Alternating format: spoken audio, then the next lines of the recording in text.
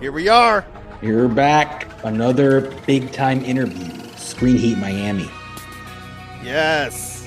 Man, always getting the rising stars. That's what we're all about. Everybody rising, of course. Oscar winners, Emmy winners, even Emmy winners who won an Emmy and then they won another one and another one. Yeah. But on this one, we got another one. We got another one. It's like that old TV show, Catch a Rising Star, except podcast format. 2026. And we caught one. Yep. A great one. I'm Kevin Sharpley. JL Martinez. Screen Heat Miami. Yeah. Got to give it up to our sponsors. Kajik Multimedia. And Gamagol. Miami Media and Film Market. And Cinevision. And let's go. Let's just give a little bit of information. Although he's had an extensive career, a little bit of information on Béchir Sylvain. Béchir Sylvain. That's it. Yes. The Haitian sensation. That's right. There's a lot going on about Haiti, but this one is going on. He got a lot going on. You can check him out, his latest, in Wonder Man, the big hit. The big Disney Plus hit. It's the highest rated Disney Plus show in years. 91% on Rotten Tomatoes. It's an incredible show. I've seen, it's only 30-minute episodes, but I've seen the entirety of it. He plays Wonder Man's father, and it's really incredible because they have a big Haitian angle because the lead character, hopefully everyone has seen it, who is Wonder Man, but maybe not Wonder Man, in the traditional sense. Right. He's Haitian. And so, they gave him that background of being a Haitian-American, I guess. So it's really cool how they got very culturally specific with his backstory and his family and all that. It was very cool. Yeah, and they really honor, the Haitian heritage, and really they have a lot of they had a big Haitian consultant, and of course a lot of Haitian players too, including actors. Including Bechir. Lead character is not. He's one of my favorite actors too. But of course, there was a lot done to ensure that it really represented the Haitian culture, and it really does. And so he plays, the lead character's father. Nice sizable role, very important role. And as the episodes wane on and you kind of see it towards the end, you really do feel that importance. But he also was in one of the biggest hits of last year. I think that was the hit, although she is no longer the number one box office draw, the hit that put Scarlett Johansson over that edge to make her the biggest box office draw. She since has lost that title, but I mean, hey man, that's a great career to be second in, which is Jurassic Park Rebirth. Yes. And so he had a tremendous role in Jurassic Park Rebirth, very important role that, is kind of right center in the middle of the entire movie. Role you can't get around. You always say, hey, who makes it to the end? So he gets, you see him all the way to the end. And so that was incredible because what you're going to hear is that he really pushed for that national heritage as well. He talks about how that character was originally French and then they added the Haitian element because of him. So that's kind of cool, influencing something, big universal IP, right? With that they've spent probably years developing, and Spielberg involved, and all those folks. And being able to get that message across and add that layer of authenticity is really cool to see that on a big IP movie like that. And you're going to hear it had to be approved by Steven Spielberg himself. So, yeah, I think, are we giving too much cool. away? But it's a great tease to listen to the full interview. No, I mean, they're not giving too much away. Yeah, so you'll hear a little bit more BMF. He's been, some incredible shows, incredible movies. And so, without further ado, here is Béchir the Man Sylvain. Is how easy it worked. It just worked, bro. And I was like, oh my gosh. And then I've been doing it. Every time I have like a bad injury, I do it. The next day, got a brand new leg. Okay. There you go. Well, this is a good place to start because I think the audience needs to hear this. Medical healing remedies by Bechir. Oh man. Yeah, that's man. And those who know, they know. Those who know, they know. They know about the Maï Moulin avec sel, avec l'huile masqueti. You cook it up, and whatever limb that's swollen or been hurting, you just put that on top of it. Bam, swelling goes gone, just like that. There you go. Grits on a swollen ankle. And salty grits. Yes, salty grits. It's a toe. Will heal all your extremities. Yeah. So this is great. This is a long time coming. We've been trying to make this happen for a couple of months, and this is, I think, for me, such an extraordinary moment because I'm a fan, and I've loved to see the rise of your career. You're on arguably one of the hottest shows right now, Wonder Man. And what's incredible about Wonder Man, which we'll talk about later, is the nexus of the main character, which, is directly related to you, but I don't want to let the cat out of the bag and related to heritage. But let me do introductions. Sure. There's one thing that we always want to make sure of, that we pronounce names correctly. So, Béchir, I'll let you do the last name honors. It's Sylvain, or if you want to do it the correct way, my full name is Béchir Sylvain. That's what I was talking about.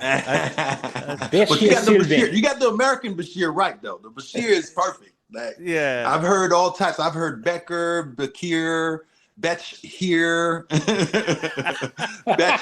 and I'll be like, I'm like, wow, dude. But when somebody do it right, Bechir, I'll go with it. Yeah. So we have the honors of one of the rising stars of Hollywood, Haiti. We want to claim you here in Miami too. Definitely, man. 305 all day. I still claim it to this day. Yes. Okay. Till this day, 305 Miami Heat. Okay. I'll whisper the Dolphins, but Miami Heat, the U baby. Let's go. I was gonna say if you're a Canes fan, we're all good here. Let's go. Yeah. So this is really exciting. Screen Heat Miami, and there is that Miami connectivity. So I am Kevin Sharpley, co-host. JL Martinez. And one thing that I didn't mention, Béchir, is that JL, if you remember stopping at the Miami Media and Film Market, he is the co-founder of the Miami Media and Film Market. So yes, you probably did not see him because he was running around like the Flash. I didn't even see him either because he was like going so fast. Hey man, hey, us Caribbean people, what Hamilton say, we get stuff done. We get it done. Yes, we get it done, homie. Not always on time, but we get it done. It's like we Cuban get it done. Miami time, but yes, we always running around, and my partner Patty Arias is usually handling all the back of house executive stuff, and I'm moderating 14 different panels. Exactly. Texting speakers, it's all. It's the only way to function. It's the only way to function as a Caribbean person, bro. Like, if you give me one job, I'm bored.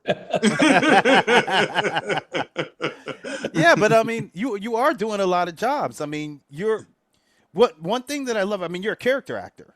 And so you fit well within whatever character that you're portraying. And you are really within the heart and soul of those characters. So that's another part of my excitement. I started in front of the camera. Don't do that as much anymore, but I do have an understanding of what it is to get into these characters and become one with the character, and then allow the character then to speak. And so, oftentimes it's not the easiest task, but you've embodied so many characters across so many different roles. You do it phenomenally. And Appreciate so, we will talk about the process at some point, but we usually like to jump into it with the nexus of where the person is from, how they even got into the biz in the first place. Yes, so sir. Let's start from that birthplace. The birthplace. There you go. Birthplace. Funny enough, me and my brother, I'm just plugging in my chargers just in case if this thing decided to die, but it won't. There you go. My birthplace is Boston, Massachusetts, by way of Africa, because my dad, he was a botanist. Agronome. I don't know if you know agronome is agronomist, and he worked for this company called Africare. Coexists with the United States, and he worked in all over Africa, basically helping communities to regreen their society, like villages. He'll teach them how to like grow crops, farm, and all that stuff, which was beautiful. And he did that for 15 years. My mom's family, some of her sisters lived in Boston. So when they decided to have kids, he would send her to Boston, because where he was living, depending of what village he was at, he didn't have the medical support that he needed. So he would send her to Boston to be with her sister, and she had my brother and went back to Africa. And then when they had me, went back to sisters. And then he decided that he wanted to do what he was doing in Africa in Haiti. So we took his operation in Haiti, and we decided to go to Haiti and live out the rest of our lives. And then from this, so basically, I don't claim Boston for two reasons: because of the Celtics, because I can't stand them, and and it's just not cold doesn't match with me, so I barely mention the B word. But hey, I appreciate the fact that I was born there. But my whole entire life, my first 13 years of my life, I grew up in Haiti, in Delma. Then I moved to Thomasin. I went to Saint Louis. I went to Pinocchio. I went, until 1994, unfortunately, when things got pretty bad, and people were getting killed, and they were closing schools, and things got really dangerous. And so we pretty much fled the country. We had 2 weeks to pack our stuff, because our family, my dad was getting into politics as well too, and things got really bad. Some family folks got killed and all that, and it was not safe. So in 2 weeks, we packed all our stuff and we left. And we went to Miami. And then from there, started, working. I wanted to be a lawyer. My dad was also a lawyer too. Again, Caribbean folks, we can't do one job. They can't. It's impossible. Can't do one job. And, so he was a lawyer, a criminal lawyer, and also botanist and agronomist, all that stuff. So I wanted to be a lawyer because I just I love research. I love helping people. And I thought that was going to be my track. And then one of my law teacher in high school was like, hey, man, you should take an acting class in the summer so you can have stage presence when you're on court. So when you deliver your opening statement, people can hear, because I was very shy. I was Haitian. I had the accent and everything. So it was just like, they were like, you need to open up more. And I was like, okay, I didn't know what a theater was. I just remember a lot of people wearing black and being sad all the time.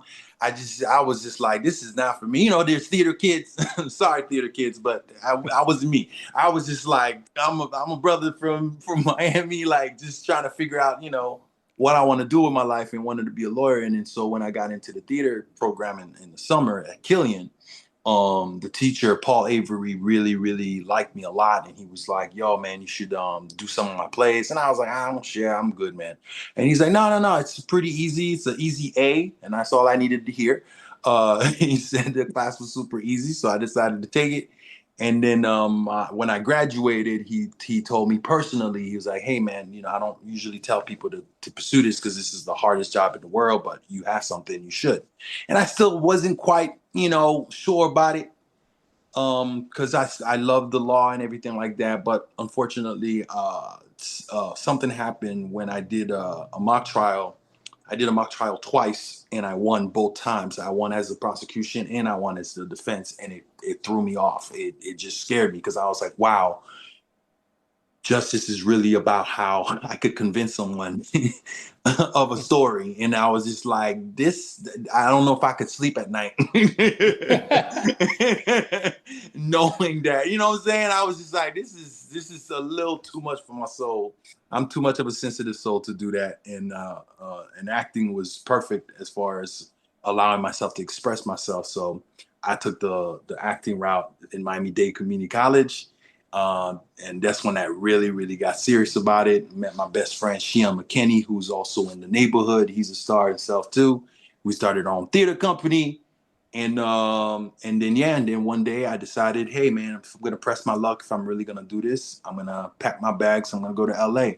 $200 cash in my pocket. My boy Oliver gave me that money. Thank you, Oliver Tassie. Appreciate you. You pay him back? Yeah, man. Oh no, I mean it's you know and the reason why I'm mentioning that is because a lot of people don't talk about the reality of this journey. You know what I'm saying? Yeah. It's not easy. You know what I'm saying? And no. and also you never hear people think about the people that helped you go along the way. And a lot of people have helped me go along the way, man. Getting to the point where I'm at right now was not easy. It's not by chance. And, you know, the financial aspect of it is probably what makes it so hard is trying to hold on to your regular life while you're following the dream. Because at the end of the day, it's a dream and you have to make that a reality. But the reality of your life, that's the hard part that you have to maintain. And so you have to, like, you know, find a job, find whatever you got to do until that dream no longer lives in your head and becomes a reality. And now you can make money. And then, you know, that's why every single person that gets an award cries.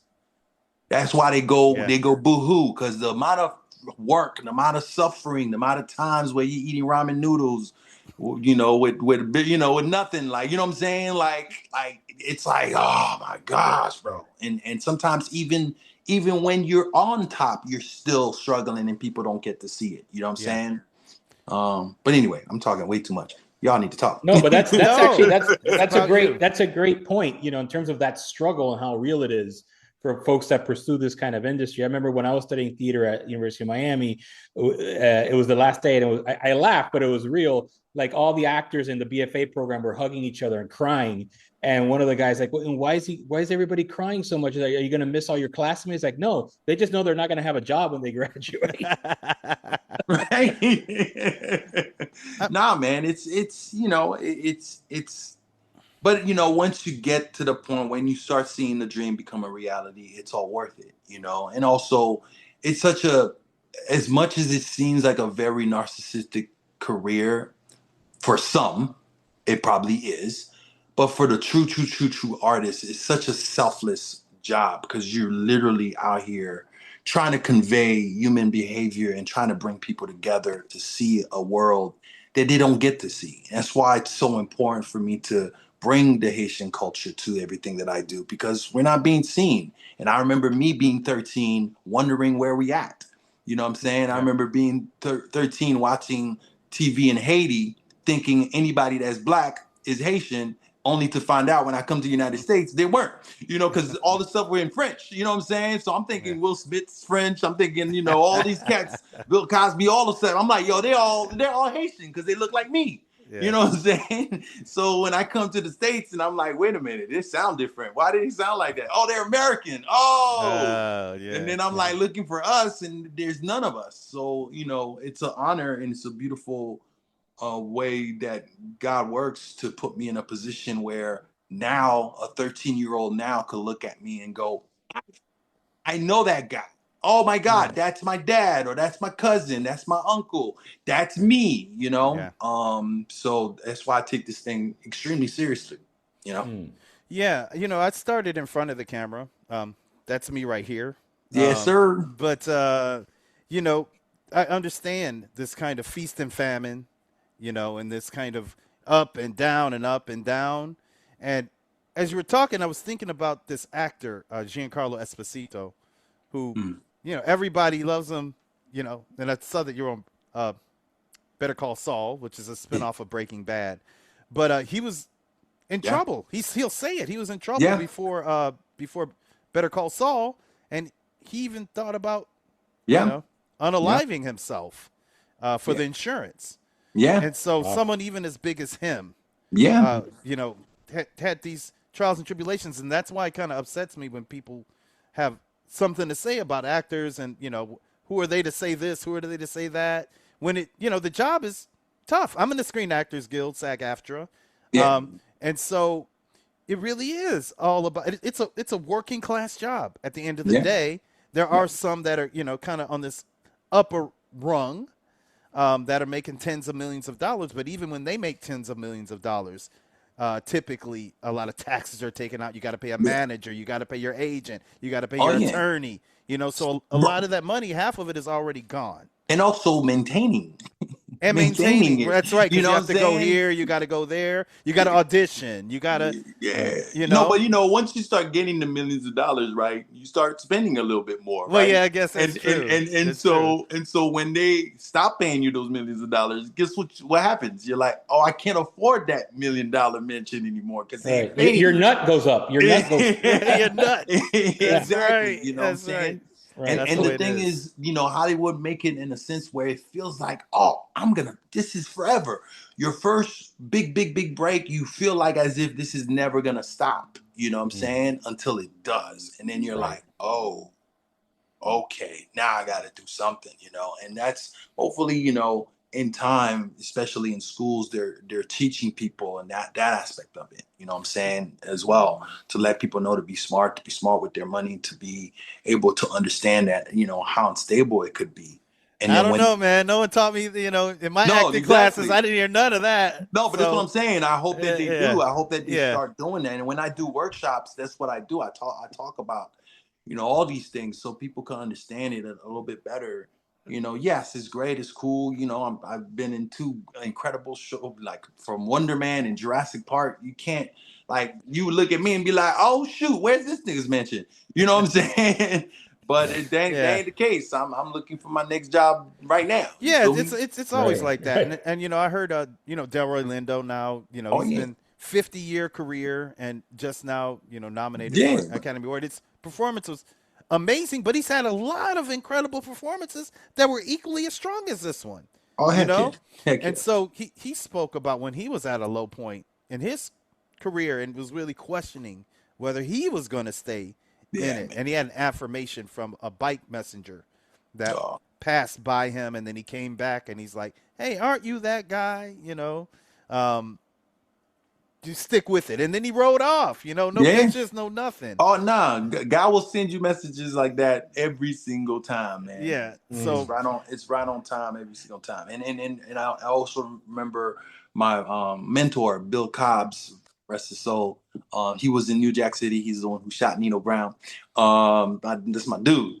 But anyway, I remember him telling me stories of Samuel Jackson, Denzel, and all of them, and being in the line of unemployment, and you know what I'm saying? And you're like, what? Those cats? They're like, yeah. But again, like I said, that's why you see how passionate and how vulnerable they get when they win an award, because, it's a lot. It's a lot. I'm sure when I get my Oscar for Haiti, I'm gonna try not to cry, but it's gonna be hard. Hey, either that, I'm gonna do one of those, when you can't breathe. I just wanna say. we'll remember when that happens. Maybe we'll get you in a little screen heat shout out when you win the big one. Get you in one of our award-winning projects. I got to give a shout out to Nino Brown, Wesley Snipes. Yes, sir. My homie. I interviewed him last year. Awesome. Really, really great interview there. But this one is representational, and I think it's going to be required for every actor to listen to this one before they really get into it. So you spoke about the big break, the big moment.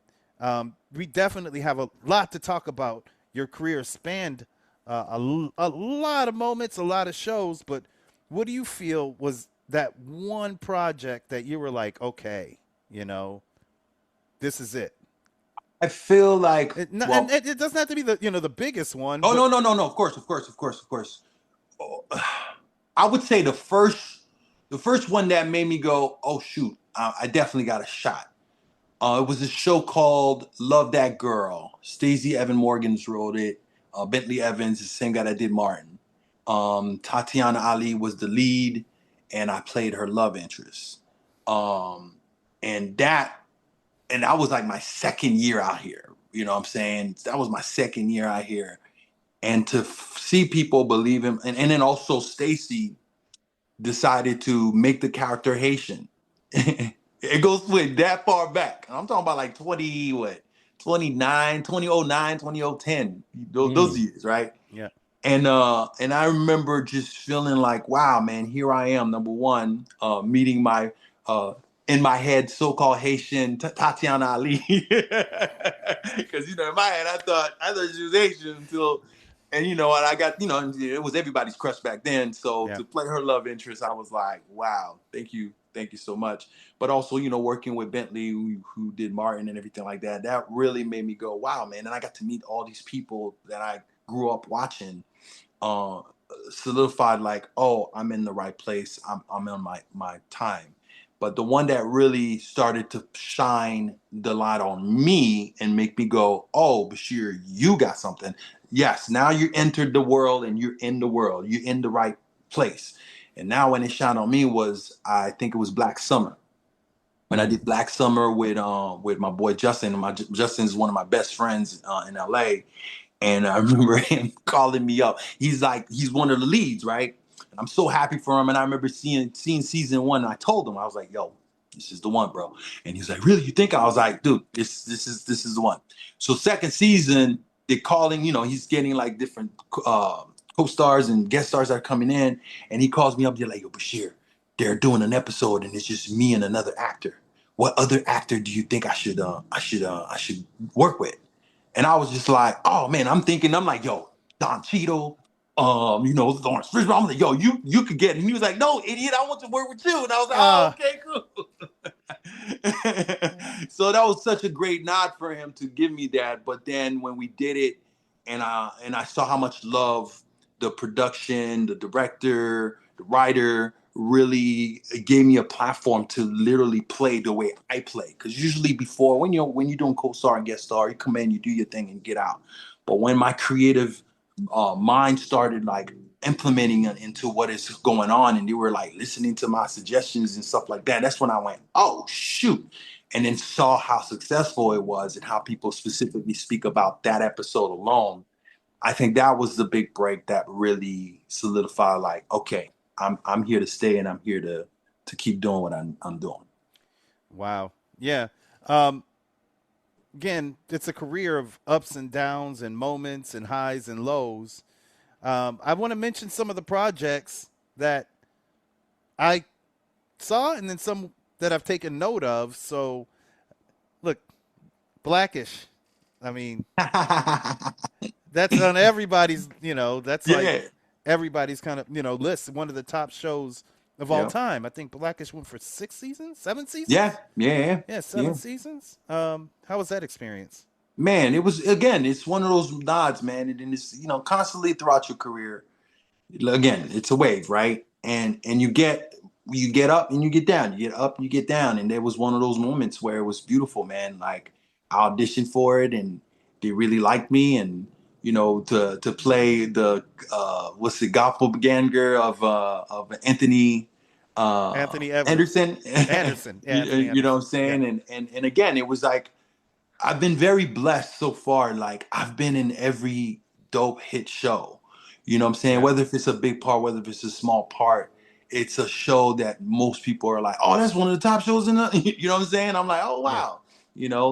Blackish was one. This Is Us was one. This Is Us was another one where I was just like, yo. But working in Blackish and doing some comedy and that's actually my start really was dope, man. It was dope, and to be able to play, and again to be able to play with people that's been doing this for way longer than me at that time, and to feel like I belong, and it's so dope when I get a chance to do, smaller roles, but still stand out, and people still be like, man, I know you went there the whole time, but there's something about you. There's something about your presence. There's something about you that made you remember me. You know what I'm saying? Yeah. And that always makes me happy and always makes me go, okay, cool. I'm doing the right thing. You know? Yeah. I mean, we mentioned Better Call Saul, which Yeah. one of the best shows of all time. That's Yeah, considered one of the best yeah, shows of all yeah. And time. that one, that was so cool too, man. I just wanted to, and it's funny because I wanted to be in Breaking Bad so bad. But when Better Call Saul came through and that one came in, and that one was so easy. It was like I auditioned once and they were like, "Oh yeah, you're perfect for this." And again, it's just a moment. It's just a moment. But when you're in a moment in a big show like this, it makes you feel good. And then I got to talk to what's the brother's name? The guy who played uh the hitman. I forgot this character's name. Oh, I forgot his I don't but know, the man. main, the dude, you know what I'm saying? Like I got to talk to him, man, and to get that kind of love and support and it's so cool, man. It's just so cool how much I've been around a lot of dope actors has been doing this for so long, legends, and they all are supporting me and they all see something in me, which Oh yeah, so the encouraging. camaraderie amongst actors. Yeah, man. It's and that's another cool thing that fuels me a lot, and it's dope. It's dope that what I bring also as a human being in the environment, how appreciated I am when I'm in those environment, which is cool. You know what I'm saying? I'm always like, wow, man. I was very blessed to be raised the way I was raised, to be able to be who I am and have people want to hang around with me for like 14 hours. You know what I'm saying? Yeah, those days can be long, for 16 hours. I'm going to talk about an expanded role. So, Yeah, one of my friends is an actor by the name of Jimmy Jean Louis. of He's a course. pretty big Haitian actor, Oh yeah. and so he was on the third season of Claws. He played a bad Yeah. guy. He played the bad guy Yeah. of Claws. So that was before the second season. That was before you came in on the third season, right? Yes, sir. Yes, sir. Yeah, and you had an arc. Yeah, man. That was one of the first longest arc I've had. It was one of my first recurring. I mean, the first one, Love That Girl was recurring, but this one was a more extended recurring role. And to be Karuchi's love interest again, I was just like, what? This is insane. Yeah, But no, again, it was beautiful, man. And I cherish these moments. And I had to sing in the episodes, and I was a country singer. It was such a yeah, wild ride, dude. It was such a wild ride. And it was again like Anisi Nash being sweet and rooting for me and really like giving me the opportunity, because at that time we've already known each other and everything like that, and she definitely helped me get that role. So Oh again, wow, really? I always I'm thankful for people to do that. I'm saying, the same way that Yeah, my boy Justin did, and she did. It's cool that your work speaks for itself, and people vouch for you. yeah. I mean, I really loved. I was on. When Jimmy shot here Yeah. in Miami, and actually it was like 15 minutes away from my house. I went and hung out on set, and the set was really great. I mean, everybody really got along. Yeah, I man. can't remember the sister that directed that particular episode, but it felt kind of like a family. So, Yeah. and you can feel that in the show. But I did speak about this dynamic range that you have. So, Claus is a comedy, dark comedy, um, but you play Glock on a A pretty Miami hardcore guy. show. A You're a pretty Miami hardcore guy in show. there. He's a Miami guy. BMF, yeah, Miami. Oh man. Yeah, it's pretty hardcore. Yeah, can you talk that about these kind of shifts and characterizations? Yeah, man. I mean, again, and I think you said it best, man. I do try to put myself in all my characters, man, and really do justice to it. At the end of the day, it's a craft. It's work, and there is a system to my work. I don't just show up and just do whatever. I think that's why the diversity and the work that I've done so far, people trust me to bring a lot of good work to what I'm doing. And I try to the first thing I always ask, I'm sorry, I'm a believer. I'm not sorry. I'm sorry, I'm a believer. I am a believer. So I always pray about every role that I do, and I always ask, where's the God in this? And that one was actually kind of tough. As beautiful as rich as the character was, I was a little torn because I was like, man, this is not showing Haiti in the best light. You feel me? And I had to go, well, what is my role here? What am I supposed to do here? And all I heard was, represent. And I was like, okay, I'm gonna represent us the best way that I can, because even at that time, our voice was not heard. And I'm like, even if, of course, it's a fictional / reality show, more fictional than anything, it was very important to me to go, okay, cool. Number one, I want him to speak Creole. Number two, having a whole scene where we only spoke Creole and really bring that in. And it was so beautiful to watch, because I was nervous. I was like, oh, people are going to hate this. Our people are going to hate this. And they loved it. They loved it. And also I wanted to show our courage, and I wanted to show a human being, not a caricature of that, a human being that when you put anybody in a corner and is forced to have to take something, there's a specific way he does it. And, in us Haitian, when we are in a place of danger and we have to protect our survival, the attitude is a little bit intense. No disrespect to anybody else, but our intensity is I haven't seen anybody match our intensity when it comes to, like, hey, we got to do what we got to do. Coupe that bullet guy. It's different.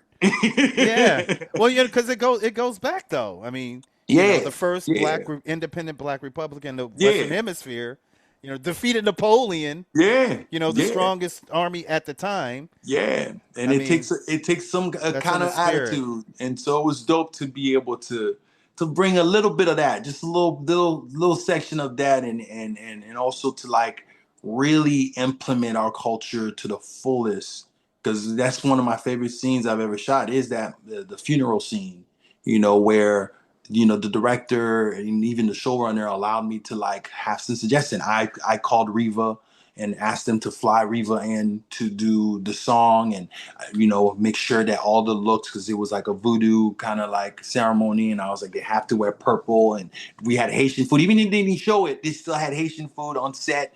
Oh, you know what I'm saying? Really? Like, all of that, man. And, and the director, man. Creole, Bickley's. Yeah, dude. It was like, Crystal was like, hey, man, do you. I trust you, because I've worked with her before when I did Bigger, and she knew my work.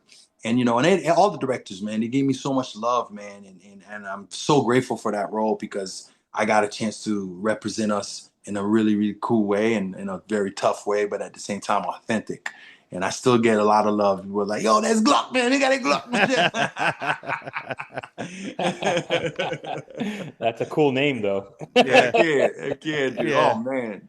I had fun, man. I had that, and then, I got to kill 2 Chainz. So I think 2 Chainz till this day is still mad at me, man, because they don't tell you how they're gonna kill you.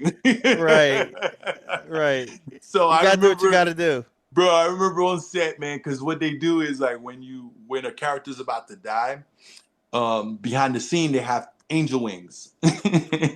And so after you die, they put it just basically, like, it's just their thing inside. So I'm looking, I'm like, oh shoot. And I see the angel wings, and then I see them talking to 2 Chainz, and 2 Chainz like, man. And I'm like, yo, man, I'm sorry. He's like, no, don't talk to me, dog. And the way I had to do it is spray him, and he's doing the whole. Oh man! So that's a 50 Cent.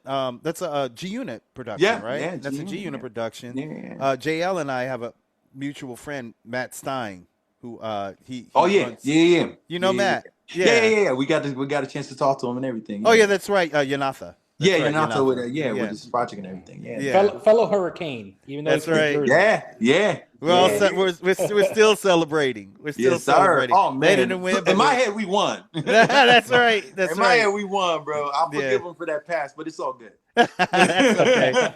We got a big one coming for the next season. So So I'm gonna move back into comedy. So Diarra from Detroit. Yeah, you're funny, man. Thank you. You're really funny. You. I was actually born in Detroit. Oh, cool. Proper. Moved, just kind of the same thing. Moved around like moved around and these things. But so can you talk about that? Man, Diarra and Miles, man, the creators of the show and herself, we're really good friends. We've been friends for a while. She had a show called American Coco on I think it was ABC. And man, she's one of the most talented people I know, not only as an actress, but as a writer and just as a creator. She's just a genius. And I remember when she was telling me about the show, and she was like, man, I'm trying to find something for you, blah, blah. And I actually auditioned to play her husband. Morris Chestnut's character. And I remember them like really liking, but they were like, it's Morris Chestnut. Like, and I get, what I'm saying? Like, his career's a little bit longer than yours, longer tail. And I'm like, yo, by all means. I can't be mad about that. I can't get mad about that.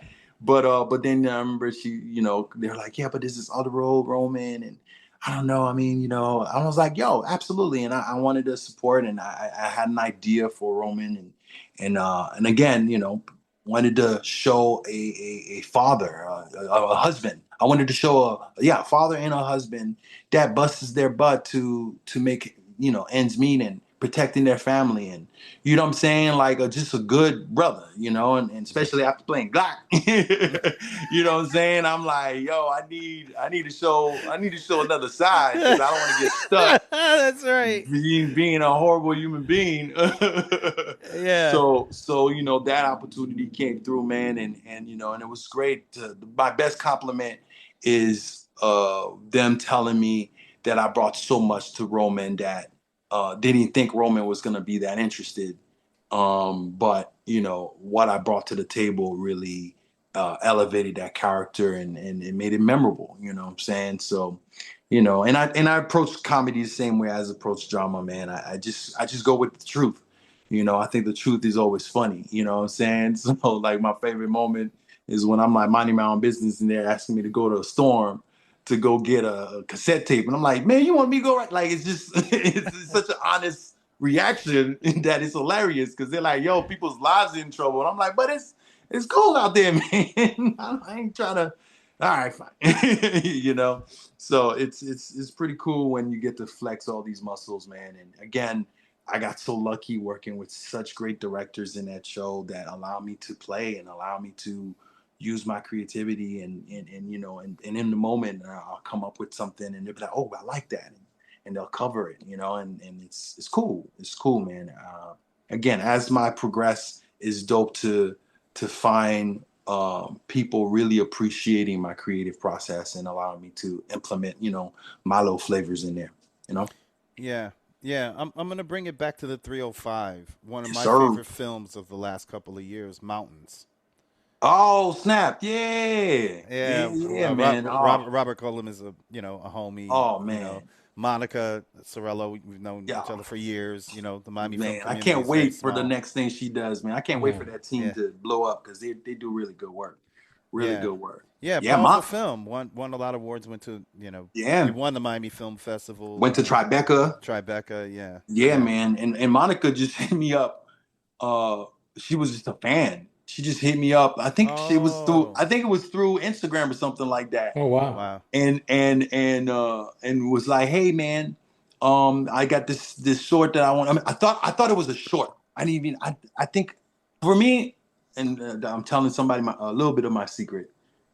If you mention Haiti, most likely I'm gonna say yes. Because I'm like, yeah. If you're like, hey, I'm doing this alien thing, and you're going out of space, and there's all this stuff, but he's Haitian. I'm like, oh, okay, cool, I'm interested. Haitians in space. I think you pitched the series. So, you know, she had me at Haiti, you know what I'm saying? Yeah. And she told me what the story was about. And I was like, oh, definitely. Because at that time, that was happening literally at that time. And it's still happening. And about the, you know, gentrification.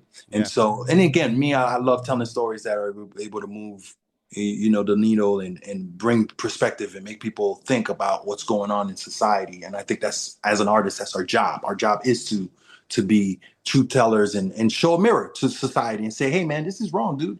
And in that, whether if you have to play a good guy or a bad guy, you have to play it to the most honest way, because you need people to feel what is going on.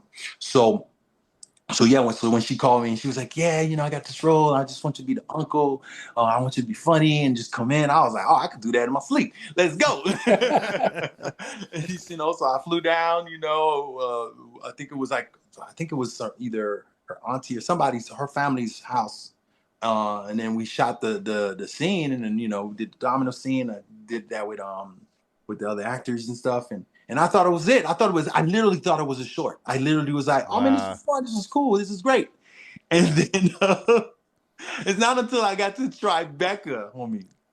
Until I got to Tribeca. Wow. I'm sitting there and I'm like, oh wait, yo, this is going on for a long time. Yeah. You know what I'm saying? We're about to see this 10-minute short. And I'm sitting there and I'm like, wait a minute.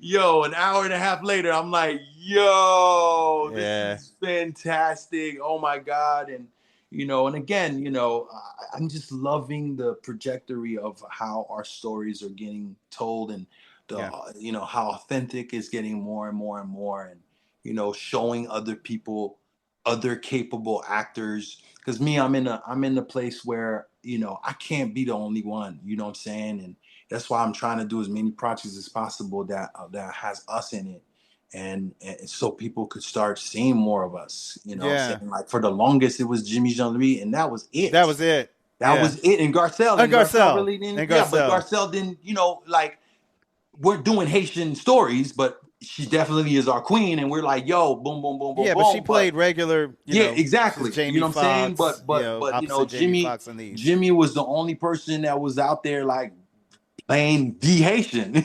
Well, yeah, I mean, literally, you know, we've been friends for a long time, and I remember when he was doing Heroes. That character was supposed to be called the Australian. Wow. Yeah. And so they changed it. And it was the biggest show in the world at the time. So exactly. I remember hanging out with him, and you know, going out with him at the time. It would always be crazy. Oh you man, know, always crazy, but it represented. Yeah. It really represented. You know, absolutely. Some people said, "Well, the Haitian." It's great that they called the character the Haitian. Yeah, because it put it front and center, and it represented. Yeah, and he represented. And he represented on time. He always reps. Yeah, exactly. So you know that's I really hope that more of like doing Mountains was so great, because I'm like, yes, let's show the world. And also for it to win that many awards and get to the level that it did, I'm like, yeah, there are plenty of capable actors, Haitian actors out there that could play our roles, because you're still giving out our roles, man. And I'm like, nah. And the key is to be exposed. And a movie like Mountain does exactly that. So that's the cool part, you know? Yeah. We are going to get kind of big right now. One of my favorite roles. I mean, look, again, I'm a actor's director, because I started in front of the camera. So what I love to do is to, you know, I'll flesh out the role a little bit, and I'll hand it to the actor, and then let the actor do what you do, you know? So hopefully, you know, we get to work together sooner than later. We will. Sooner than later. But because of your chameleon-esque ability, you know, you can take on just about any role. And I really, really loved your role in Jurassic World Rebirth. Oh, thank you, man. Yeah. You, man. I mean, you really, really crushed it in that role, man. Oh, thank you, man. That was a special moment for me. It was a spiritual moment for me. You know, it was almost like a nod that God was basically saying, you know, I'm proud of you, and you're doing exactly what you need to do. You know, at that time, I didn't know what was my next job. I didn't know what was going on.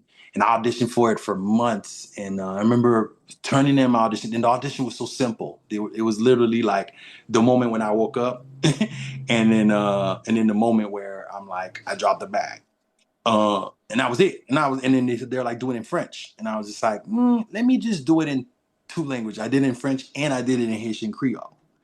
Just for fun. I was just like, boom, and then I added like some other stuff, like, you know, the dropping of the bag that was in the script. I was like, let me make it a little bit funny or whatever. That was a great moment. Yeah, the dropping of the bag is a great moment. I'll tell you the story about that, which is hilarious.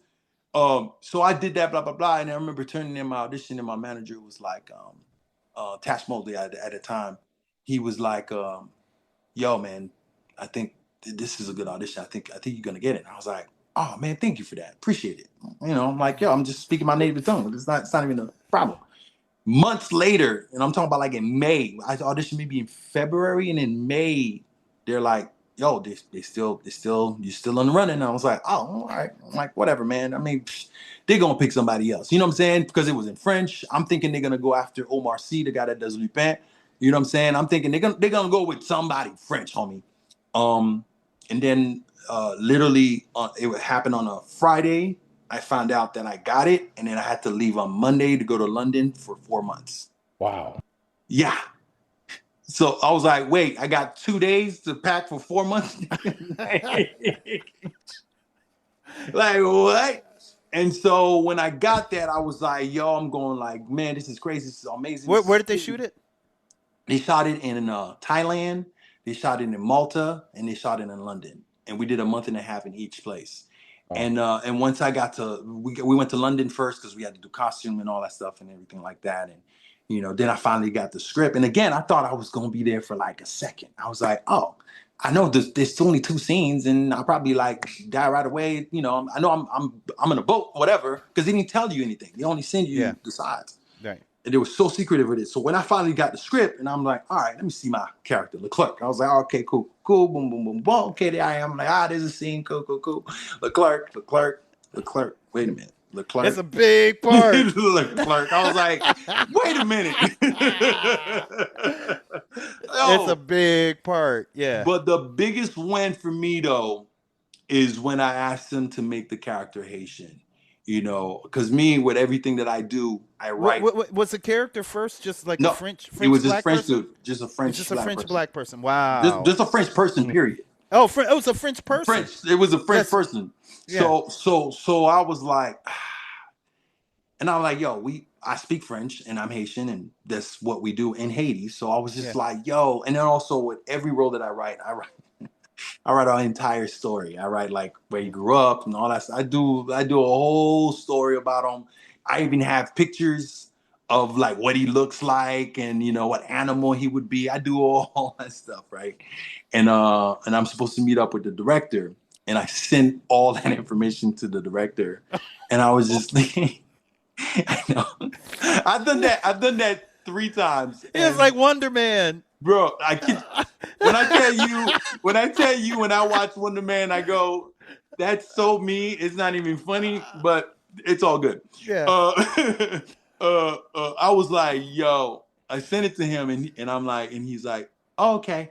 And then I sat down with him in Thailand and I was like, hey man, so I was thinking maybe, you know, making him Haitian and blah, blah, blah. And he was just like, all right, I'll talk to Steven. I'll talk to, and he's like, Steven Spielberg. And I was like, that's Steven. I was like, what? I was like, wait a minute. And I was like, first of all, I just want to say, you did such a good job. And we loved your audition. It was amazing. Everything that you did was great. And we talked to Steven and Universal, and they approved it. And yeah, you could so make it Haitian. And I was like, wow. I was like, what? And I was like, first of all, wait a minute. Steven knows my name, and he's like, yeah, he handpicked you. He's like, you know, you were the best one. You were the best one, and I was like, Negro. You went back Glock. You went back to Glock. And I would have been okay. You went to Glock mode. And I was like, yo. So I was like, for real, and then boom, from there, from costume, I put a little bracelet, you know, because I was like, let me make it subtle, and also, because I played Glock, and Glock only spoke Creole, I wanted to make sure that people understand that Haitians speak French and Creole and show the difference. And so I kept it. I was like, you know what? I'm going to keep this brother speaking only French. Of course, it's a slight different accent, but it's like French. So it's pretty dope that, you know, I was allowed to do that, man. And again, you know, the littlest thing when somebody listens to your ideas and they follow through, like they had Haitian food in the moment when I'm feeding, you know, Philippine, and they had Haitian food, and I was almost in tears, and they didn't understand because they're like, what's wrong with that? I'm getting emotional. I'm like, yo, y'all don't understand what it is. And in that moment, it made me realize a lot. And I speak to all immigrants or anybody that is misrepresented. It is our job to make people care about your plight.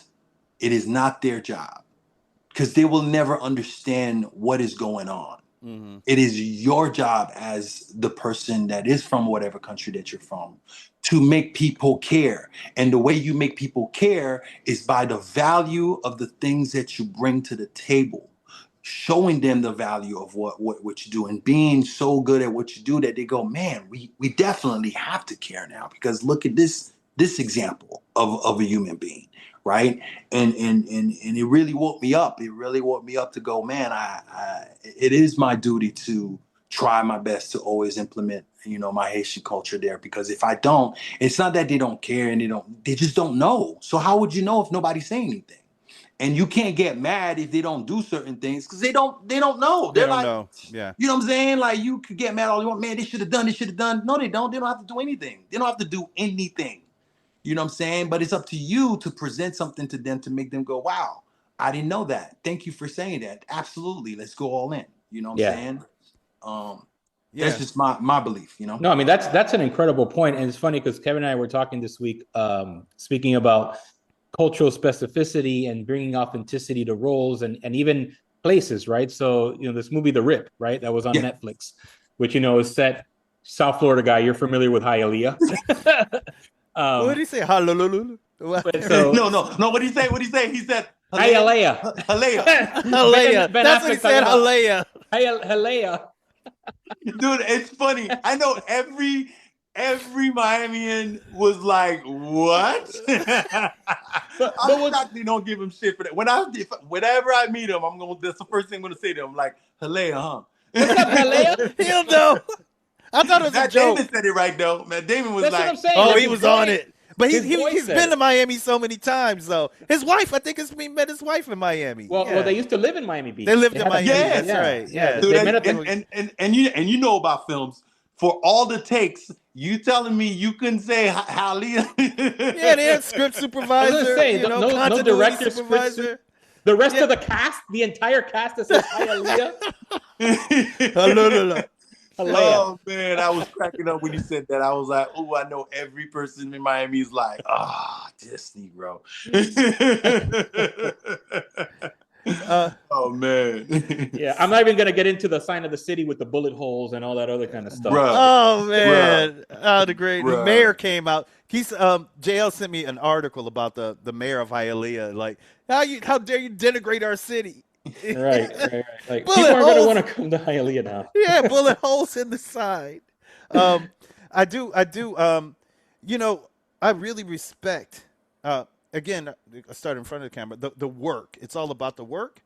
But we do have to talk about. Well, no, actually, she's not the highest paid. I mean, with the most box office in the world anymore. Scarlett Johansson. Oh yeah. She's second. Now she's second. She's second because what's her name, right? Zoe Saldana. Zoe Saldana's first. Yeah, the women they notching out. And then Sam is third. You know, it's good. Hey, but shout out to the Caribbeans because their family's Dominican. So yeah.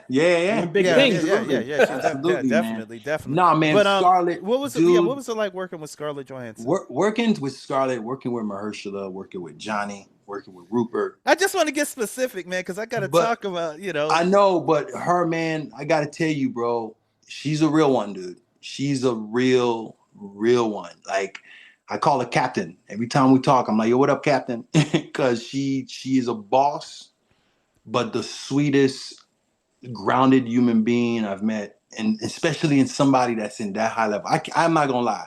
I was like, hey, if she has an attitude, she deserves it because she's Scarlett Johansson. Like if she's like one of those that's like, don't talk to me, don't look me in my eye. Like I'd be like, yeah, I get it. You are you. Like you just I'll respect that. But man, you know, she ate with the crew. She hung out. She, you know, invited us to all the cast to hang out to create some kind of chemistry. We became a family, man.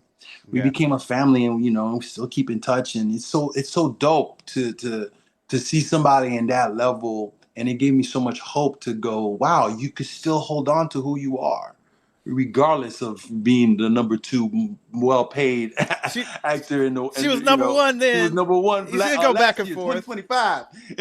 Yeah. You know what I'm saying? But you know, it was such great. And again, it was that moment. You know, my first day on set, Scarlett Johansson, Mahershala Ali's to my right, Johnny is like far right, Rupert's right there, and then I'm like, and I don't see anybody else, and I'm like, oh, and it's me. Yeah, but like, and I was like, yo, this is crazy, and they all knew each other, and it was so, you know what I'm saying, and so and you know, like people, you know, those people are known, like you know. Well, yeah, I'm sure, you know, when it came down to it, they kind of already talked to each other and already kind of had a, you know what I'm saying. So it's like, hey, oh my god, hey Marshall, oh my god, how you doing? Oh my god, oh my god, oh my god, and it's like, and who are you? Yeah, but you killed it. But you know that's an attest. That's an attest. Oh yeah, you know what I'm saying. It was like there was no, you know, spots. Yeah, there was no. And another thing is, you know what you said, which is if Scarlett Johansson was like, okay, we all eat, you know, everybody like ate together, everybody became a family. You could feel that. Yeah, actually. Man. And I think that probably, you know, helped for people to connect to that film and help to uplift the film. And it's a lesson. I think, man. No, it's beautiful. And also the reminder of how real locations are still valid. You know, to shoot in Thailand. That's why it looked so beautiful. Man, it's nominated for an Oscar for best visual effects. Yeah. So, you know, it was like a great reminder of all the things that we think are no longer or obsolete and are no longer needed. It's like, actually, no, you need a real location. You need camaraderie. You need table reads. You need moments where everybody hang out and get to know each other and, you know, and become a family, especially when you're going through a journey outside of this country in 3 different locations. You know, it really brought us together in a very special way, man. And I will forever remember that. And then also for her to even help me raise funds for the World Food Program. All the cast, really? Bro. Wow. Dude. Wow. There's a video on Instagram, man. I'll send it to you, man. You know, I was literally just asking them to donate to the World Food Program. And again, the captain, she was like, no, we can make this bigger. We can make this way bigger. And I was like, let's go to Universal. Let's make it a thing. And we made a video, and you know what I'm saying? And it was so dope to see everybody come behind me, man. And, you know, we raised $60,000 in 2 days. Whoa. For the World Food Program, which could feed so many people. And it's still, you know, making traction and still bringing in money. That's incredible. So, you know, we'll post it on the website. Oh, yeah, please do, man. And, you know, and once you see something like that, there's nothing I could say about her, but she is a class act. She's incredible. She's everything in that you might think of. You know, yes, she's a beautiful human being, but her heart is just as big. You know what I'm saying? It's just as beautiful and just as amazing. And I'm so proud and honored to even call her a friend. You know. Yeah. And Mahershala as well, the Prince. I call him Prince. Well, we got to talk about Mahershala because dude, that man, you know, is a prince, he's 30. He's honorary 305 for sure. Yeah, that's right. That's right. Moonlight. You know, Moonlight. Yeah, we man. interviewed Terrell Alva McCraney. Yeah. Know him pretty well. Yeah. Barry Jenkins invited me to the premiere of Moonlight. I mean, I don't know him well, but you know, I just kind of met him through some people and stuff, and he's like, hey. We're doing the Miami. We're doing the premiere, but that was his breakout role. Yeah, man. You know, Moonlight. So I was gonna, I just went. How was that working with honorary 305 Mashallah? not only 305, but 2 Oscar winning. Well, He's got 2 Oscars in just those little two Oscars. Oscars right there, dude. Yeah, that's right. Man, again, dude, he's royalty, man. The way he presents himself and the way he carries himself is inspiring, and the way he takes his work so seriously, dude. Like, and it's funny because we both kind of approach it, especially him, like as an athlete. Like he really brings in 150% no matter what, dude. One of my favorite moments, man, and me and Philippine, when we were in the boat, and there's a scene where we're trying to catch the thing, and then the thing falls in, and there's a lot of action stuff going, and he's calling out some stuff and blah blah blah. So they're shooting it in sequences and stuff like that. So they covered all the main guys, and then they would cover us last. They were like, well, we'll get all this stuff, and then they'll hear our sound bites and everything. They were like, and then we'll cover you guys last. And then when they cover us last, everybody leaves. Yeah, that's right. Mahershala stayed. Oh, really? And he was sick. Oh, brother is sick. Wow. And I was like, what are you doing? He's like, nah, I'm going to give you guys what you need. And I was like, that's it. And that's what you could feel. And not could only feel that. You know what I'm saying? And it's like, and it wasn't like we're doing a whole dialogue. It's literally us calling out like, yes, sir, blah, blah, blah. And he was like, no, I'm here for you guys. That's awesome. Like, wow, dude. So forever, this man is royalty. He's a prince. And man, I'm so lucky that God has put me in positions like this, not only to be part of something like this, but also to learn and to see great examples of people that are in the highest level and see why. You go, oh, of course you went to Oscars. Of course you are, in the level that you are in, because look how you guys are behind the scenes and how you are as people. So yeah, man. I mean, you're there too, though, man. I'm getting there. The thing is, no. But look, you're there with those folks, but all it is just one moment. You know, it's one film. I brought in here to Miami during the Miami Film Festival, Roger Ross Williams.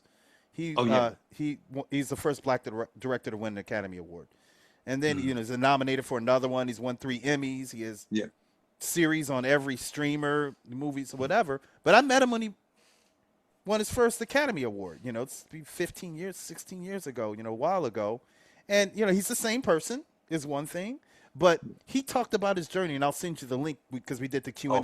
Right after he did his awards, and he talked about his journey and how he felt like when he won that Oscar, that was it. His career is gonna take off. He's like, but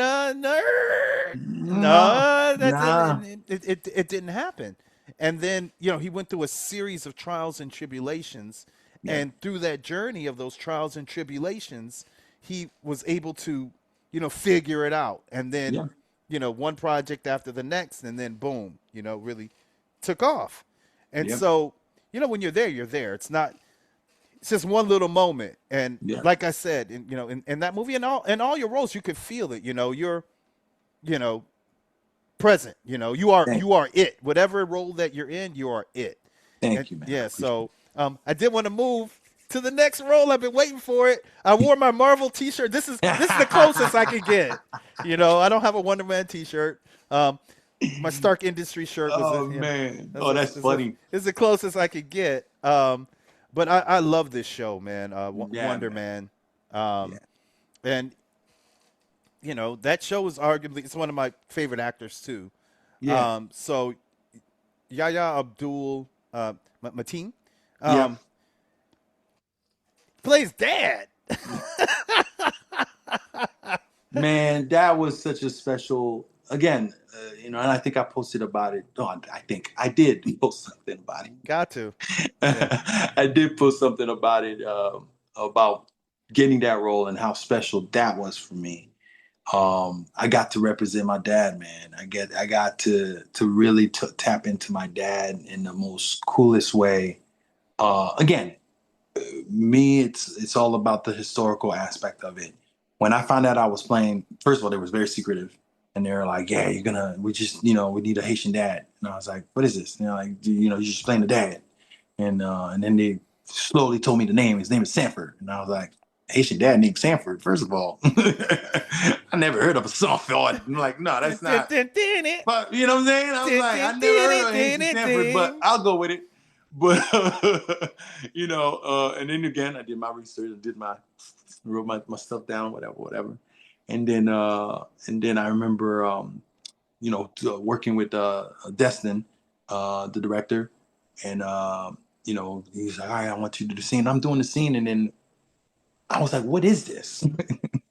And they're like, all right, well, it's a superhero. It's called Wonder Man. And I didn't even know what Wonder Man was, who he was. I was like, what? I'm looking it up, and I was like, wait a minute. First of all, he's a white man. What is, I'm like, how is this Haitian dude connected? And then they were like, no, he's Haitian, and I was like, what do you mean? He's like, no, the character, he's Haitian of descent. He's Haitian-American. And I was like, yo, this is insane. And it's, again, I'm so blessed, especially coming off Jurassic and trying to put my stamp there, and then to do Marvel, which is the second biggest, industry you could possibly think of, and put my Haitian stamp there. It's monumental, man. And it was so dope because when I got a chance to see what the character, and then again, I'm always thinking, I'm like, all right, cool. So I played Glock, I played the bad guy, badass. I played, the French guy. And then I was like, yo, here is a chance, because the character was so much fun, and he's making his son feel comfortable. And I remember how my dad was to me. And like I'll tell it, in my video, I was saying, like, in Haiti, you got two different dads. You got the dad that doesn't tell you they love you.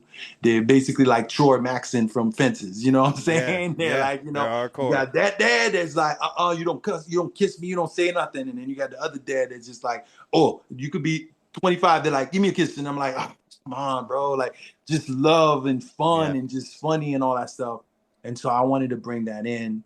And what solidified it, because I was just like, all right, cool. So I'm gonna get the glasses, because he used to wear glasses. And I was like, yo, I want a watch. And then, man, they brought a watch that looked identical to what my dad used to wear, like identical, bro. And I post a picture on my video, and I was just like, oh man. And so I put on that watch, man, and I put the glasses on, and I just channeled him, man. I just channeled his joy, but his constant rooting for his child. I even when he said hello, I felt supported by my dad.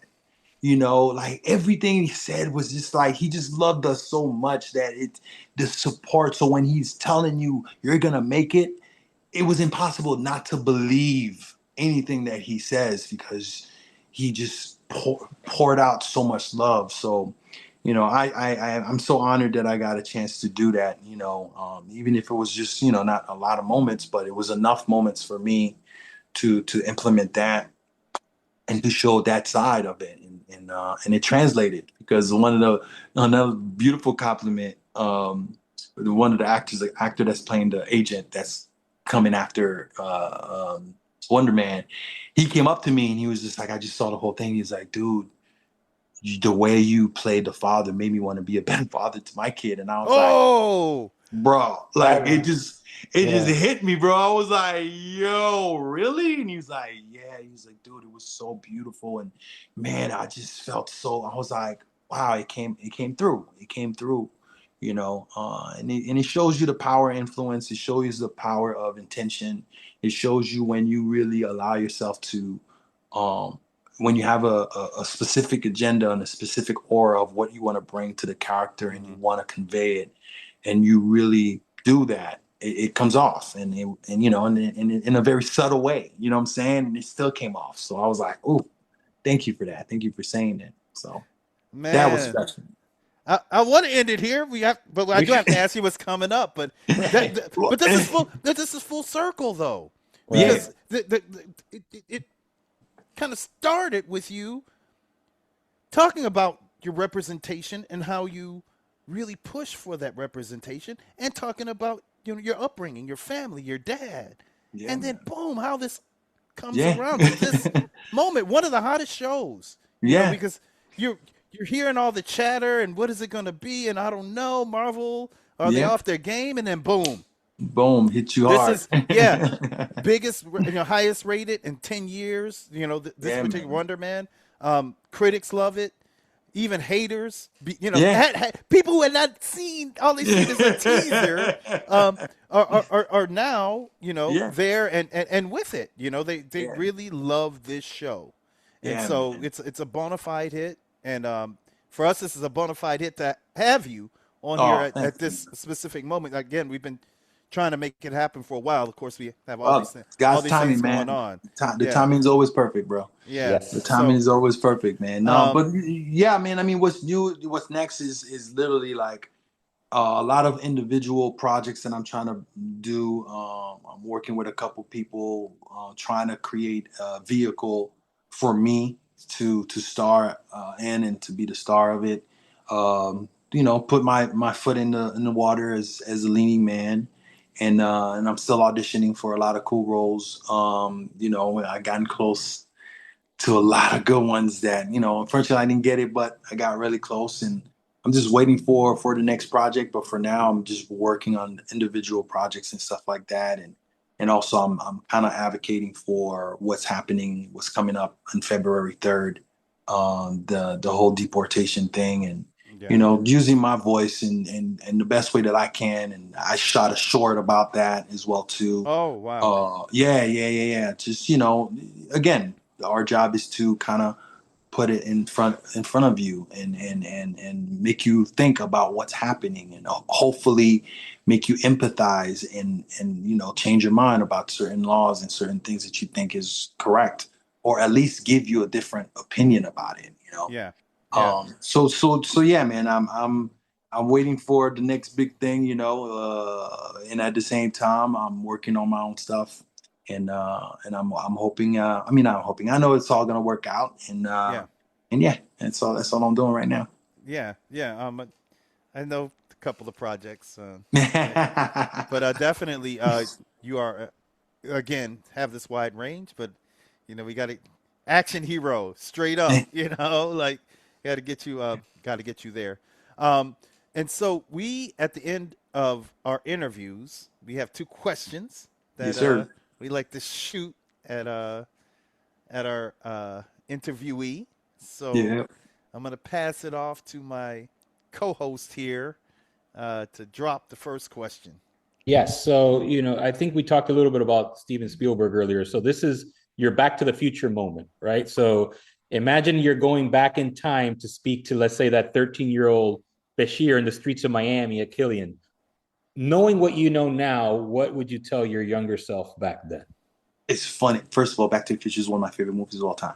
All time. All the 1 and 2, the best movies of all time. Anybody can argue with me, it's the best. Second of all, it's funny. Somebody asked me that question and it's still the same answer. Still the same answer. I would not say a darn thing to him. I wouldn't say a thing. I'll just admire and just look. And he'll probably look at me like, why is this man looking at me? But I wouldn't say it, and I wouldn't say a thing because every little moment of my life has added to where I'm at. And I wouldn't want to change it, the good and the bad. I've gone through, we didn't talk about the bad stuff, like, losing my dad, losing my wife, almost dying 3 times, like all of that, it made me become a better person.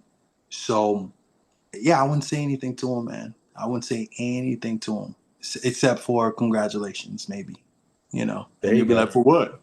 For what? And I'll be like, don't worry. Congratulations, bro. There you go.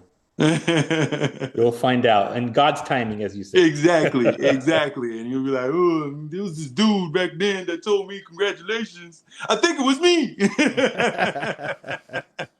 That's great. No, that's great advice. That's really good advice. I love it. Yeah. I'm gonna need just a couple more minutes, just two more extra minutes. Sure. Because this last question, it has to do with reaching out to not just those trying to get into the industry, those in the industry, but also those looking to move forward into the industry. But I did want to give a brief pause because you did mention your father that passed away and your wife that passed away, and so I certainly wanted to give some moment for that, because we can't just pass over that. I appreciate that. And I want to give some heart and soul to your dad that passed. The honor of specifically doing that role and being able to channel there. And also to honor your wife. I lost a brother during the COVID crisis very fast, from one day to the next. Wow. The people that we lose that are, very close and near and dear to us. Yeah. So certainly want to give a moment for that. Thank you, man. I appreciate that. Yeah. Thank you. And then I want to give at least a little bit of pay it forward to these up and comings. I did have to mention, JL, you said 13-year-old at Killian, but Killian's a high school, so you accelerated him. I could have been smart. I was going to say that's what I said. You accelerated. I appreciate that, JL. I appreciate that, bro. 13 at Killian. He's a smart guy. Of course, he's ahead. I graduated from Killian too. That's how old I'm getting. I don't remember how old high school kids are anymore. 13, 14. I know it's the 3 kids, man. You just don't know where you're coming, if you're coming or going. Shout out to Arvida. Shout out to Arvida Middle School. There you go. So what advice would you give not only to those moving into the industry, trying to get into the industry, those in the industry, and then those who are there and they're trying to get to the next level, they're trying to move forward? I would say my biggest advice, and I always say this to all the kids, is continue to study, continue to get better at what you're doing, because this thing is evolving every year, and now it's evolving even faster with technology, with AI and everything like that. Constantly be working on your craft, constantly, and do your own work. Do your own work. Don't stop waiting for Hollywood to come knock on your door. Now you have no excuses whatsoever. You got a phone. You could record any content that you want and put it out there. And the second one, which I think is the most important one, due to not only in this industry, but in the world, stay true to who you are. Stop trying to become something that you're not. Stay true to who you are, because the more specific you are, the more human it is, and the more universal it actually is. That little weird thing that you think that is only weird to you, you'll be surprised how you're going to find out the world has a whole appreciation of that little weird thing that you think. You know what I'm saying? And you'll be surprised, especially as an artist, the more you dive into what you know, the better. And then keep getting better. Don't wait for Hollywood, and go to work. You don't need to get paid to be an artist.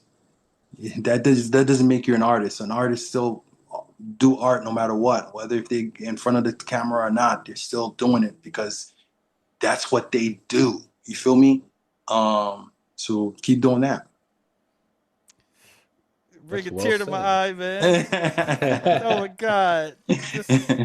What a way to end it. Thank you so much. No, thank you, man. Merci. This has been incredible. I had a good time with y'all, man. For real. Yeah, this is good times, man. This is awesome. Thank you. Yeah. No, thank you. Thank you for holding down the 305 for us, man. I appreciate that.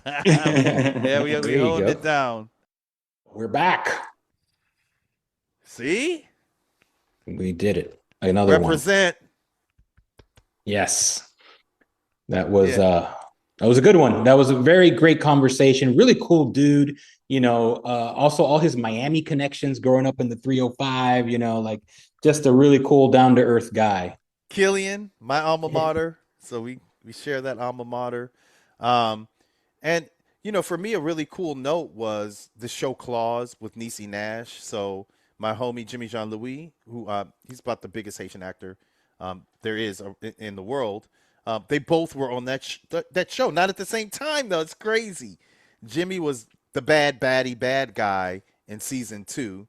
And then Bechir had a long arc in season 3, a really important arc in season 3. But, the Haitians took that one over too. So big up to Bechir out there representing and doing incredible work. I said he's a rising star. He's there, so let's kind of see where his career takes it from this moment. He's already worked with Mahershala Ali and, Scarlett Johansson and, some of the biggest stars in Hollywood. So we're looking for him to be in those ranks and someone that's representing the 305. Yes, always love to see our homeboys and homegirls make it on the big and small screen or any screen in between. Yes. So we're going to jump into, there's a lot to go over. We're going to try to go over it as deftly as possible. But one company that is the master of screens, both big and small, speaking of Disney, which is the company of Wonder Man, big shifts at Disney. Huge seismic shifts. Yes. Yeah, we were saying a little bit off camera that this is like, Succession come to life. That's right. That's right. There is a new Disney CEO. He comes from what they call the experiences division, which that encapsulates the theme parks. They also have hotels. Cruise ships. That's right, cruise ships. And what a lot of people don't realize is that Disney doesn't make the lion's share of its money off of its movies. Right. It makes the lion's share, well, not the lion's share, but a big portion of their profits the biggest portion of their profits, that is, comes from the experiences division. Yes. The Lion King share comes from their experiences in parks. And the king of puns, the king of euphemisms, the king of making the words work. Disney makes over $30 billion a year from that particular division. So, it was up for grabs. They've been looking for a new CEO since Bob Iger had to come back and step in, a few years ago. I think he helped to, I don't want to say rudder the ship, and, it had to be ruddered through the whole COVID and, different things that happened, but also through their new platform, Disney Plus. And so from what I understand, Disney Plus is solvent now. And, people don't realize the acquisitions of Marvel and Pixar. What that does is that then allows this part of Disney, the experiences part of Disney, to have different rides and activations and, of course, merchandising and these things. So Bob Iger, who brought Disney into one part of the future, now is handing it off to the new CEO, who's bringing Disney into this new future. And this new future has a lot of technology connected to it, including AI. Yeah. That big buzzword now over at Disney and other shops, right? Whether it be studios, agencies, production companies, it's all about what is AI and what is that going to kind of bring to the table under this new leadership, and you hear both, right? Obviously embracing the AI, but according to the new CEO, also saying that we're also going to respect creativity and humans that have what essentially made that company great in the first place was to lead with the creative, and then the business side would figure it out. So, back in the old Walt Disney days. And so to have that still be at the heart of what they do. Now, how that evolves in practice, we will see. It's going to be a lot of negotiations with unions and with their current creatives and future creatives, and if there's going to be any artificial creatives, I don't know. I'm sure there will be. But Josh D'Amaro, the new CEO, there's already, not saying that he made this stamp, but there's already a stamp happening, the stamp of the future happening.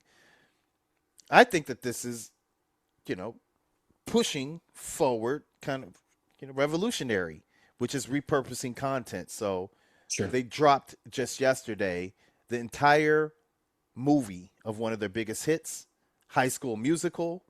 They dropped it on TikTok, but they chopped it up into sizable chunks. So you can watch the entire movie on TikTok, maybe 1 minute at a time, 2 minutes at a time. Right. But I think it's a genius move because the people who came up on that particular film, they're able to go back and get the nostalgia, and they're going to post and repost. A new generation then will get caught up in that. the sons and daughters of a lot of those people, and this next generation, and then they'll want to watch the movie. So then, whoever doesn't have Disney Plus, then will go back. They'll get Disney Plus just to watch the movie. And so repurposing that old content in a novel way really is the way of the future. And so, again, it probably has been in the works for that to happen, but wow, what a way to come in. Yeah. And obviously being smart about your library, Disney's vault of content and stories, and repurposing them for younger audiences to get them hooked back in to Disney stories. And that's obviously a very smart way to do it. The big trend with micro dramas now, and social becoming this place to consume not only, user generated content, but premium content as well. Yeah. But when I say the mark of a new time, there are so many opportunities to be able to connect with your brand and your audience and an audience. And so when I attended NAACP last year, the talk of NAACP, whether it was on their specific panel, which they only had one panel, or anyone else's panel, was YouTube and Google TV, because they are the biggest streamer. 12% of all streaming. Well, one of the breakout stars, or one of the breakout stars from YouTube, because, they're not paying these streamers. They are paying them via their content. But one of their biggest stars to come from YouTube, Markiplier is what he goes by. He just dropped a movie. And not only did he drop a movie, the movie was a big hit. Yeah. Big hit. You're talking, $22 million debut, 34 million so far on a $7 million budget. So that'll do it. He has over 38 million followers across his social platform. But, traditionally, if you have a movie, at least half of the budget of that movie. So if you had a $10 million movie, you're going to take $5 million and do marketing in a regular studio rollout. Right. Certainly, after dropping $7 million, he didn't take $3.5 million and use it for marketing. Once he announced that he was doing the film and he kind of got close to the end, he started opening up for pre-sales, and it started selling out. Not only did it start selling out, people demanded it at their local theaters, that the movie, showcased at their local theaters. And so they had to add theater after theater after theater until that flywheel couldn't be stopped. Yeah. And that obviously one of the benefits of having that huge social media following, right? And 38 million followers across his various social channels is something that is, I think, something that the bigger studios are looking at even closer now, right? Can we build future tent poles even around a massive YouTube creator, or someone that has that level of organic following in order to create, a bigger opening theatrically, and then obviously more clicks on streaming. So, but this other independent route like Markiplier did is really cool too, because even more the filmmaker, the content creator can take matters into their own hands without the big studio backing, as long as they can raise the $7 million to actually make their movie in the first place. Yeah, but I mean, his content and his brand generates a lot of money every year. Yeah. He's a streamer, so video game streamer. So this is actually based off of a video game. And so he really is a fan of that video game. And what a lot of people that have watched the movie have said is that it remained faithful to the video game. And oftentimes, when you talk about Hollywood translating IP, that doesn't happen. You know, and then you have the fans, they're really upset, and you don't get this kind of repeat traffic. Yeah. Once the fanboys and fangirls kind of throw it away, it's a little bit more difficult to climb that hill. So they said he kind of faithfully remained true to that heart of that video game, in addition to, being a video game streamer and having his YouTube channel and all of these social medias. He really just put the foot on the gas of this. So congratulations, Mark Fishback, on this huge success and showing a path for the new way. Yeah. The next one up, though, is taking it back to the old school. Taking it back to the old school. Kristen Stewart, she bought a theater. Yeah, she pulled a Tarantino and just bought herself a theater. Yeah, but it's a historic theater, and it's a very popular LA theater. So she buys a Highland movie theater. Undisclosed sum. I don't know. I tried to find how much she bought it for, but she bought that, and she really is extolling this. She comes from the Twilight series, so definitely corporate commercial film series. She's extolling this kind of look back to the traditions and the artists and the artistry of it all. She speaks, very much about this whole kind of corporate culture of what Hollywood is now, as opposed to, really having a focus on the artistry and the artists.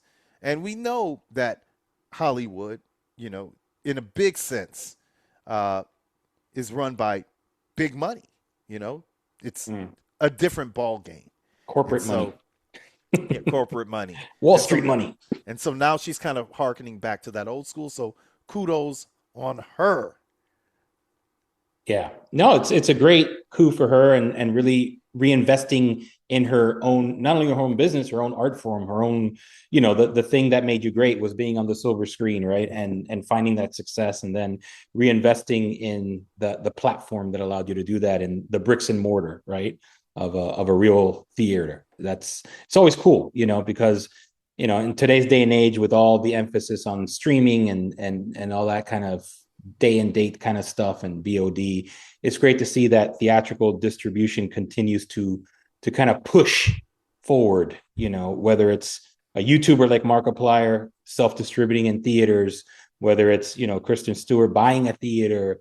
We'll see what happens with the whole Netflix. I know it wasn't on the list, Netflix and Warner Brothers saga, and Paramount, to see who wins that battle and whether theatrical plays a bigger part in that and what the future of that type of distribution holds. But I think if you're going to be in the feature film world, especially, it's intended to be seen on a big screen with an audience. Obviously we're film lovers here, so we kind of give that away, but that's really, to me, the intention. And so I hope that continues to happen. Yeah. You said a magic word, though. Netflix. I did. You did. Netflix just had a big Miami hit. We talked about it the last Screen Heat. Yeah, you can say a big Miami Even though they didn't film it in Miami, but they a little chunk here and there. But of course, we're referring to a pretty big hit for Netflix. It was actually Netflix's top feature in January, called The Rip. It's Ben Affleck and Matt Damon coming back together for this big action drama about based on a true story, a true Miami story about what was Miami-Dade County's biggest drug bust haul in terms of capturing, I think it was a little over $20 million of marijuana money in a stash house in Miami Lakes. That's what really happened about 10 years ago. And of course, the writers decided to, instead of making it about Miami Lakes, they made it about Hialeah. If you're familiar with Miami, the great city of Hialeah, the city of progress, huge Cuban enclave. I was born and raised there.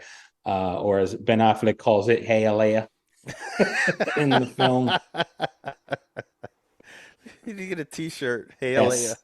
He got a lot of shit about that there should be t-shirts. I always said, I think it's funny because even the mayor apparently was threatening to sue the movie because it was portraying the city in such a bad light, but I think bullet holes in the sign, in the fake sign that they shot in New Jersey, but instead. But I do think that the biggest faux pas of the movie was not having a script super director say, hey, Ben, can we try saying Hialeah? Or again? Even his buddy. Because Matt Damon said it right. The whole supporting cast, everybody got it perfect. But Alea. Yeah. All right, man. We'll give you a pass. At least you repped Miami. Yeah. Yeah, it was a fun movie. You know, it was a cool little romp there and interesting. So, but it's doing very well, and it in one way or another got Hialeah on the map. We'll see what happens there. Yeah.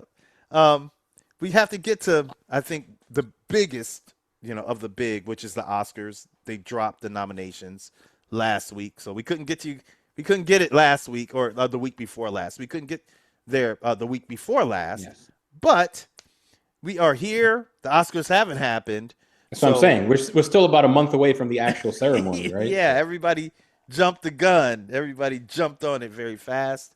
I really do. I haven't seen everything. Yeah. And so I guess we'll be reporting on this as we see more. As we get caught up in our queues. Yeah, we get caught up in the queue. You can't watch everything. But I have seen quite a few. And so I can just speak on the ones that I've seen, and then I'll speak on the ones that I see over time. Best Picture noms, Begonia, loved it. Amazing movie. Unique, truly unique. I would say that everyone, as I say it, they brought their A game. F1, saw that in IMAX. Felt like I was there in the car. They really did a tremendous job making you feel like you were a part of F1. Brad Pitt was Brad Pitt. He always does his Brad Pitt-isms, but certainly playing the statesman elder, kind of fit into that role. And, there were a couple of different tropes. The crafty veteran. I always love the crafty veteran. Yeah, a couple of tropes in that. And then, the young upstart definitely killed it. So F1, I, certainly feel it deserves being in that category. Frankenstein, Guillermo del Toro's Tour de Force. That's a film that he's wanted to do since he started in the industry. He will say it. He has a big Frankenstein mask when you walk into his house. Right there, that is on the stairs that lead up to the rooms following.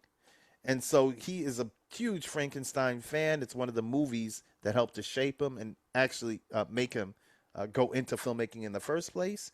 And so it's a true homage and honor, and honoring that particular title. And you can feel it in every step of the way. One of my favorite performances actually comes from a Miami native, Oscar Isaac. That's right. Yeah, he deserves, and he did get the nod, but well deserved to see the arc that he went through in the movie. But Frankenstein himself, everyone deserves the nod that they received. One Battle After Another, which is another of the nominated films. I loved that movie. Tiana Taylor, who's nominated as well. She is throughout the entire movie, but not as much. But certainly deserves her nod. But Leonardo DiCaprio is in rare form. He, it's his film. He carries it. Also nominated for Best Actor in the leading role. Yeah. There is a snub. The actress that plays his daughter, because she also carried as much. Benicio del Toro, I think this is one of his best performances for me. I've seen a lot of his movies, but I mean, he really provides that. You need a foil in the movie, and he really, steps up. And I talk about, Brad Pitt-isms. Leonardo DiCaprio has his own, but, oftentimes he just kind of fills into the role. He's kind of method that way. But Benicio del Toro but he has Benicio del Toro schisms for sure. And you can feel that in this movie. Definitely fills that role, but his quirks, his ability to inhabit the character and then allow that character's essence to pour out of the screen. Certainly he deserves the nom that he has for that movie. Sinners, I can't say enough about the movie. I've seen it about 5 times. I think, it's the most nominated film in history, 16 nominations, well deserved. Yeah. Michael B. Jordan, look, I haven't seen all the movies, so Marty Supreme, they're saying Marty Supreme is a title that, in terms of odds, has a lot of headway. But look, man, Michael B. Jordan plays 2 characters, 2 twins, and they feel markedly different. They're definitely separate characters and separate performances. So even on that level, but a film that is just about 4 films in one, maybe 5 films in one, I think, a lot of people approach it in just a singular way. So, I hear some people talk about it as a vampire film, which it does have vampires, but it's not necessarily, a vampire film per se. Yes, physical vampires, but also, this whole, notion of what vampires are. Historical, biopic. It speaks to struggle. It speaks to so many different, layers that 16 nominations. Let's see how many awards come from. Yeah, because sometimes it's a mixed bag, right? With these films that get so many nominations, they either run the table or they kind of fizzle out and they don't get as many wins just because there's so many nominations. So you never know, with the 16 nods, but obviously I think it's the front runner for Best Picture, and I'd be surprised. I love it if it doesn't win, to be honest. Yeah. So, I spoke about Begonia and Emma Stone. Begonia was done by Perfect Things, I believe, is a movie before this. So the same director, which I loved that movie, and that movie did, well at the last Oscars. I can't say enough about her, as an actress. So she's up for Best Actress. I've not seen the other movies in the actress in the leading role category, but there is one specific category, which is actor in a supporting role. Delroy Lindo, who's long been one of my favorite actors, finally gets a nod. Yeah. He was snubbed quite a bit in the awards season. Right. So many people felt he should have, been nominated for a lot of the awards in the entire award season. But he does get this nod in the Oscars, and as far as I'm concerned, he's a front runner. Yeah, and if he wins that, who gives a shit, right? Look, those other awards, they're amazing, and they're definitely worth, whether it's a Golden Globes or whether it's the SAG Awards, the phenomenal talent that win those awards, and they're very prestigious. But I think, getting the nod, I think maybe makes up a little bit for the lack of kudos in the other ones. Yeah. So Sean Penn in one battle after another. Look, man, he kills it. He does. He just kills it. I'm a Sean Penn fan too, at least of his, acting work. And so you put them head to head. I'm sorry, Sean. I gotta give it to Mr. Lindo. And I would say, just because also, just to kind of really quickly, in terms of the supporting role, in terms of the chances of winning, when you usually have 2 actors for the same film, it's kind of tough. So sometimes they could cancel each other out, which could give Delroy the slight edge if you're a betting person. Yeah, but also, with the Academy Awards, oftentimes they give deference to people who've been passed over, over time. And so we'll see how that plays out. The actress in a supporting role, that's a tough one there. But, you have Wumi Masaka from Sinners, who I love her. She's always been incredible. Every single thing that I've seen her in. I mentioned Tiana Taylor, but look, Weapons, man. Like Amy Madigan, Weapons. I gotta love it. I love the fact that she was nominated. I really love the movie in general, But I have to give it up now for this new push in terms of the Academy Awards. Weapons being a horror. Sinners is considered a horror film. Right. And so F1, a big action movie, so it's sports action movie. So yeah, kind of broadening the scope into more commercial fare, I guess. Yeah. But you know what the thing is? They say it, it said commercial fare, but a movie done at a high click and with a high concept, of which Sinners is high concept and Weapons is high concept. I consider them films that definitely have a commercial slant. Yeah. But they have a notch above your traditional commercial fare. Elevated. Yes, exactly. Commercial fare. Elevated. So that's my take for now. Certainly we're going to have conversation about the Oscars moving forward. I'm going to see every single film, at least try. And then I will give my commentary as I watch the rest of the films towards the Oscars. Yes, we'll definitely try to get caught up before the big March. See how Conan O'Brien does for his second year in a row hosting the Kudo Fest. Let's see how it goes for good old Conan. Yeah, I'm a fan. Yeah, he did a great job last year. I thought he kept it really funny and light and entertaining. So we'll see if there'll be more of the same this year. Keep it going. So we'll keep it going. I'm Kevin Sharpley. J.L. Martinez. Till the next time. Boom. Dali.